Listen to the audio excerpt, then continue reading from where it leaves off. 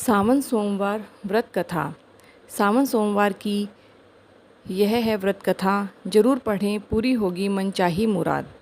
अगर आपकी कोई मन्नत पूरी नहीं हो रही हो या फिर तमाम प्रयासों के बावजूद आपको कैरियर में सफलता नहीं मिल रही हो या व्यक्तिगत जीवन में परेशानी चल रही हो, मसलन कोई भी दिक्कत हो, परेशान होने के बजाय अब की सावन सोमवार का व्रत करके यहाँ बताई गई व्रत कथा का पाठ करें। मान्यता है कि सावन सोमवार के दिन अगर व्रत रखकर इस कथा का पाठ किया जाए तो जातकों की मन मुराद पूरी हो जाती है।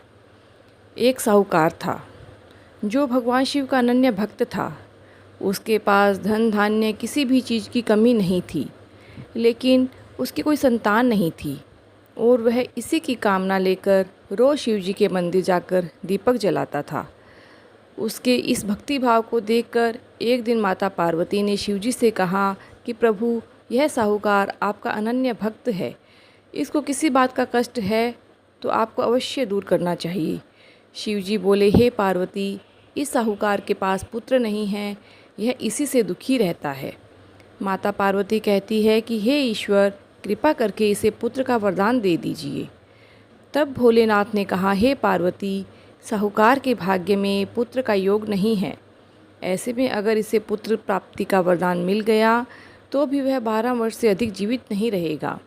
यह सुनने के बाद भी माता पार्वती ने कहा, हे प्रभु, आपको इस साहूकार को पुत्र वर दे देना चाहिए और अनन्य भक्ति से पूजा करता है, इसलिए इसे ऐसा ही वर मिलना चाहिए।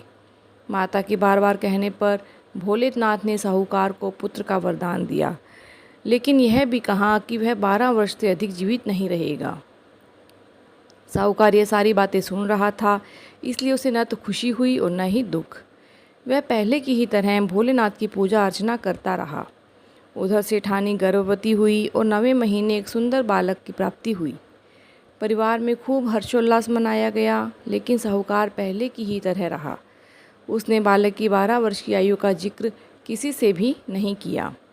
जब बालक 11 वर्ष की आयु उसकी हुई तो एक दिन साहूकार ने सेठानी से बालक के विवाह के लिए पूछा। तो साहूकार ने कहा कि वह भी बालक को पढ़ने के लिए काशी जी भेजेगा। इसके बाद उसके बालक के मामा को बुलाया गया और कहा गया कि इसे काशी पढ़ने के लिए ले जाओ और रास्ते में जिस भी स्थान पर रुकना वहाँ यज्ञ करते और ब्राह्मणों को भोजन कराते हुए आगे बढ़ना। उन्होंने भी इसी तरह करते हुए जा रहे थे। रास्ते में एक राजकुमारी का विवाह था। जिसमें उसका विवाह होना था वह एक आंख से काना था। जो उसके पिता एक सुंदर साहूकार के लड़के को देखा तो उसके मन में आया कि क्यों न इसे ही घोड़ी पर बिठाकर शादी के सारे कार्य संपन्न किए जाएं। तो उन्होंने मामा से बात की और कहा कि इसके बदले में वह अथाह धन देंगे, तो वह राजी हो गया।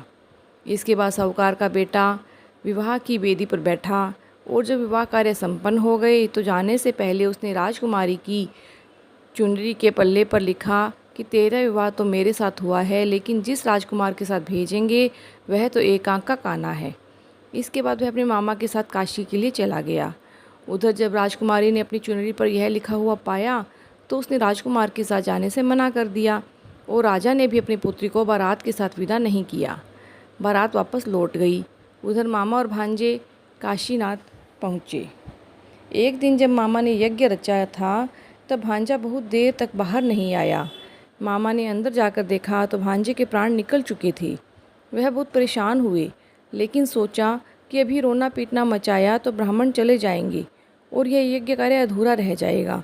जब यज्ञ संपन्न हुआ तो मामा ने रोटना पीटना शुरू कर दिया। उसी समय शिव पार्वती उधर से जा रहे थे तो माता पार्वती ने शिवजी से पूछा, हे प्रभु, ये कौन रो रहा है? तभी उन्हें पता चलता है कि यह तो भोलेनाथ के आशीर्वाद से जन्मा साहूकार का पुत्र है। तब माता पार्वती कहती है कि हे स्वामी, इसे जीवित कर दें, अन्यथा रोते रोते इसके माता पिता के प्राण निकल जाएंगे। तब भोलेनाथ ने कहा, हे पार्वती, इसकी आयु इतनी ही थी, सो वह भोग चुका है। लेकिन माँ के बार बार आग्रह करने पर भोलेनाथ ने उसे जीवित कर दिया।